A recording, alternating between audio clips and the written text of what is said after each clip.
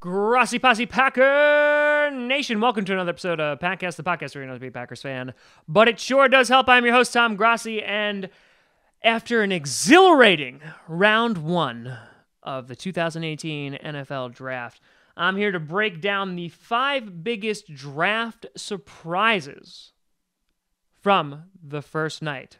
Now, number 5. Grassy Posse Packer Nation, welcome to another episode of Packcast, the podcast where you're not to be a Packers fan, but it sure does help. I am your host, Tom Grassi, and tonight, Grassy Posse Packer Nation, welcome to another episode of Packcast, the podcast where you don't have to be a Packers fan, but it sure does help. I'm your host, Tom Grassi, and after an exhilarating first night in the 2018 NFL Draft, I'm here to break down the 5 biggest draft surprises from round 1. Now, starting off with number 5, I kind of just threw together a bunch of picks that, for me, didn't make a whole lot of sense or went completely against what analysts were saying in all of their mocks and what people thought teams were going to pick. And so there's a number of different teams in here. Number 5, or starting off with this, the Cowboys not picking a wide receiver with Ridley or Cortland Sutherland on the board, instead deciding to go with a pass rusher in Van Der Esch. So not necessarily an odd move, just kind of against the grain considering they just got rid of Dez Bryant. Ridley was still there, arguably the best wide receiver in the first round.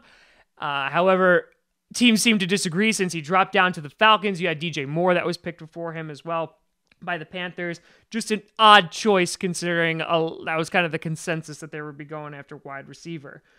In addition, the Seahawks picking up Rashad Penny at running back, a guy who I hadn't even seen going in the first round as a potential selection. And the Seahawks, instead of shoring up that offensive line or, replacing Richard Sherman with Josh Jackson, decided to go running back, which I know is something that has plagued them for quite some time. Just didn't really see them spending this pick on the first round. The Lions going with Frank Ragnow, who I had projected going into the 3rd or the 4th round. Not the best center when you had guys like Billy Price on the board or Will Hernandez or Isaiah Wynn on the board. And so I was really surprised with the Lions going with Ragnow here. Now, here's the thing. The Lions may have struck gold and they might be seeing something that analysts didn't see. The first 2 years of Ragnow's career, he didn't allow a single sack, and then he was completely injured his last season. And so I'm thinking the Lions are hoping that they get the old Ragnow instead of the injured one. And then staying in the NFC North, a lot of people thought that the Vikings would be drafting someone to help that offensive line, which is really like the shaky spot on that team after paying $84 million to Kirk Cousins, but instead going with Mike Hughes, the cornerback, who was seen as either a late first rounder or early second rounder. Not a bad pick, but again, you have to wonder if you're a Vikings fan about Kirk Cousins and his ability to stay alive as the Vikings offensive line just lets him die. Now, number 4, I think one of the bigger surprises of the night is Lamar Jackson falling to number 32, the last pick of the night, to the Baltimore Ravens. Not only did he fall to 32, but it's also about the teams that passed on him. A lot of people thought, including myself, that as he was falling further and further, I'm like, this guy's going to fall right into the Patriots' hands. He's going to be the next Tom Brady. He's going to be the next Hall of Famer. But the Pats passed twice on the guy. Instead, this guy, I saw him going as high as the top 15. People like the Bills were going to take him, or potentially the Ravens were going to trade up for him. But instead, the Ravens did trade up, but into the very last pick of the first round. Lamar Jackson was essentially like out the door. The last guy in the green room was already packing up to leave when the Ravens called his number, trading with the Eagles. Wasn't really expecting to see him fall that far, considering there was talk of potential 7 quarterbacks going in the first round pretty early. Number 3 is the New Orleans Saints trade.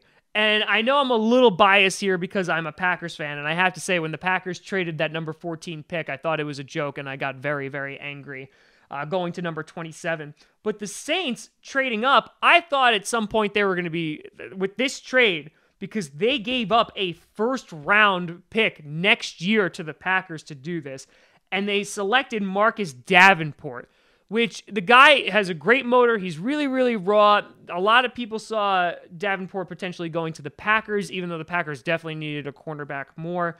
But the Saints, good God, they paid the farm for him, and they better pray that he works out. Because I thought they were going quarterback. There was a lot of rumors that they were going to be setting up for Drew Brees' replacement. I thought Lamar Jackson could potentially go here, especially, going from 27 to 14 is a big, big jump.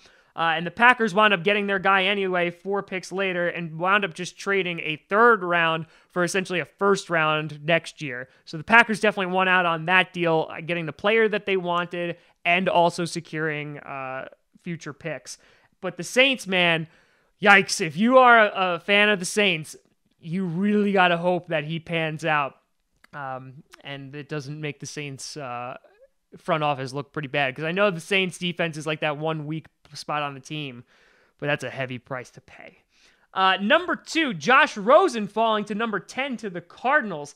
Seen almost unanimously as the third best quarterback. Most expected him to teams that had to trade into the top 10 to get him.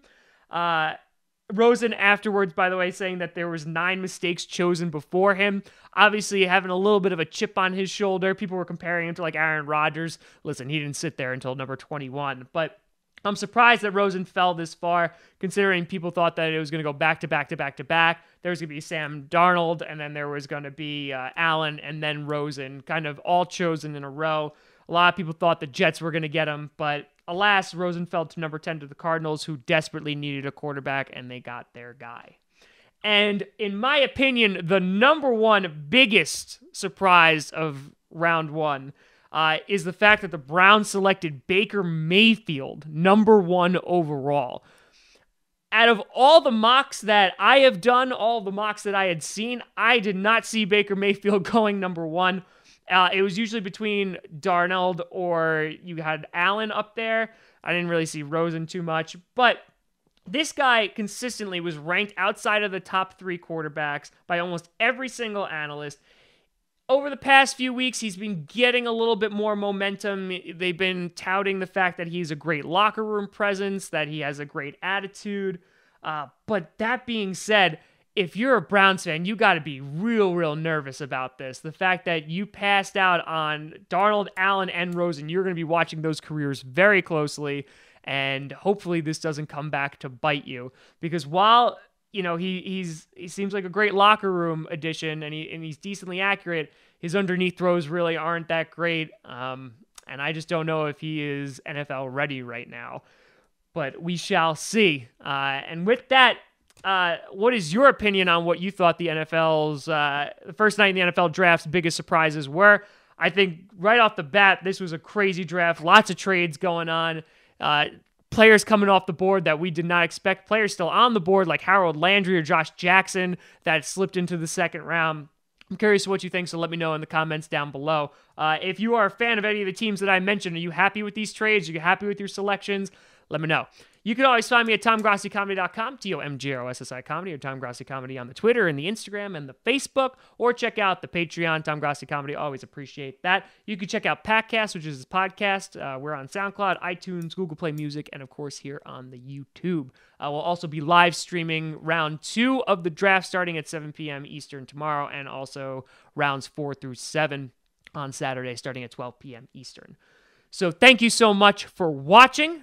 I appreciate it. Have an excellent night. Hope you enjoyed the first night of the NFL draft, and we got a whole weekend of this, baby. Thank you so much for watching. I'm Tom Grossi. And as always, go Pack Go.